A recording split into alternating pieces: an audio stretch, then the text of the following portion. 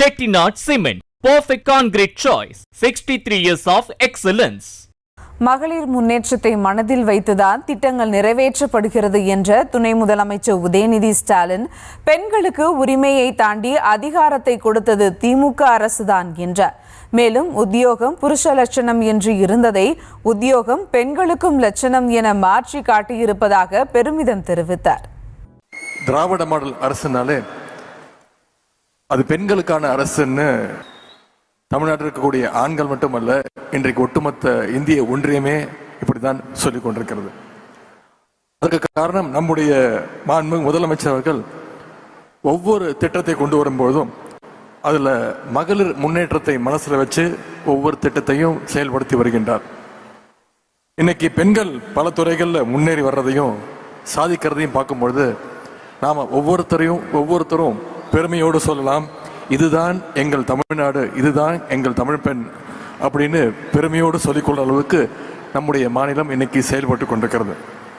இன்னைக்கு பெண்ணுரிமையில இந்தியாவுக்கே தமிழ்நாடு தான் ஒரு எக்ஸாம்பிள், முன்னோடி மாநிலமாக திகழ்ந்து கொண்டிருக்கிறது. இந்தியாவில் மற்ற மாநிலங்கள் எல்லாம் பெண்களுக்கு உரிமையை தரணும்னு பேசிட்டு இருந்தப்போ, உங்களுக்கு உரிமை என்பதை தாண்டி அதிகாரத்தை கொடுத்திருக்கக்கூடிய மாநிலம் தமிழ்நாடு, நம்முடைய திராவிட மாடல் அரசு, நம்முடைய முதலமைச்சர் அவர்கள். தந்தை பெரியார் கிட்ட போய் ஒரு முறை, நீங்க பெண்ணுரிமை பத்தி பேசுறீங்களே, பெண்களுக்கு என்னெல்லாம் உரிமை கொடுக்கணும்னு ஒருத்தர் கேட்டார்.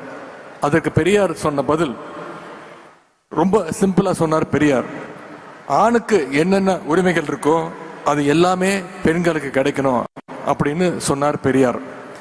பெண் அடிமைத்தனம் ஒழியணும்னா 2 விஷயங்கள் முதல்ல நடக்கணும்னு சொன்னார் பெரியார்.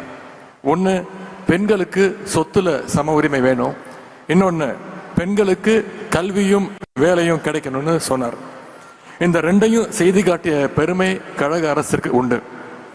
1989 இந்தியாவிலேயே பெண்களுக்கு குடும்ப சொத்துல சம உரிமை உண்டுன்னு சட்டம் கொண்டு வந்தவர் முத்தமிழறிஞர் டாக்டர் கலைஞர் அவர்கள். இந்தியாவிலேயே முதலாக மகளிர் சுயஉதவி குழுக்களை தொடங்கியவர் டாக்டர் கலைஞர் அவர்கள். காவல்துறையில் இந்தியாவிலேயே முதலாக பெண்களை நியமனம் செய்தவர் டாக்டர் கலைஞர் அவர்கள். அவர் வழியில நம்முடைய முதலமைச்சர் அவர்களும் இன்றைக்கு பெண்களுக்கான பல அடுக்கடுக்கான திட்டங்களை நிறைவேற்றி வருகின்றார். 2021 தான் முதலமைச்சராக பொறுப்பேற்ற அன்றே அவர் போட்ட முதல் கையெழுத்து மகளிருக்கான அந்த விடியல் பயண திட்டத்திற்கான கையெழுத்து. முன்னாடி வேலைக்கு போறதுக்கு முன்னாடி வெளியில போறதுக்கு ஆண்களுடைய விஷயமாவே இருந்துச்சு. ஒரு வீட்டில் வேலை செய்யறவர்னா அந்த குடும்பத்துடைய ஆண்களாக மட்டுமே இருக்கும். பெண்களுக்கு வீட்டு வேலை செய்யறது தான் மிக முக்கியமான ஒரு வேலையா இருக்கும், மிக முக்கியமான ஒரு பொறுப்பா இருக்கும். இதற்கு ஒரு பழமொழியும் உண்டு, ஒரு பழமையான மொழியும் உண்டு. அதுதான் உத்தியோகம் புருஷ லட்சணம்னு சொல்லுவாங்க. உத்தியோகம் புருஷனுக்கு மட்டும் லட்சணம் கிடையாது, இன்னைக்கு உத்தியோகம் பெண்களுக்கும் லட்சணம் அப்படிங்கிறது மாற்றி காட்டிய அரசு நம்முடைய திராவிட மாடல் அரசு. அதனாலதான் இன்னைக்கு இந்தியா முழுவதும் ஃபேக்டரிஸ்ல வேலை பார்க்கிற பெண்கள்ல 43% பேர் தமிழ்நாட்டை சேர்ந்த பெண்கள் அப்படிங்கிற பெருமையோடு இன்னைக்கு நம்முடைய மாநிலம் செயல்பட்டு கொண்டிருக்கிறது. குடும்ப தலைவிகளுடைய உழைப்பை இந்திய வரலாற்றிலேயே முதலாக அங்கீகரிச்ச அரசு நம்முடைய திராவிட மாடல் அரசு. நம்முடைய முதலமைச்சர் அவர்கள் கொண்டு வந்த அந்த முற்போக்கான திட்டத்திற்கு பெயர் தான் கலைஞர் மகளிர் உரிமை தொகை திட்டம். நம்முடைய முதலமைச்சர் அவர்கள் அறிவிச்ச அந்த திட்டத்தை இன்னைக்கு பல மாநிலங்கள் அதை ஃபாலோ செஞ்சுட்டு இருக்காங்க. ஆனா அந்த மாநிலங்கள் எல்லாம் இதை உரிமை தொகைன்னு சொல்லல.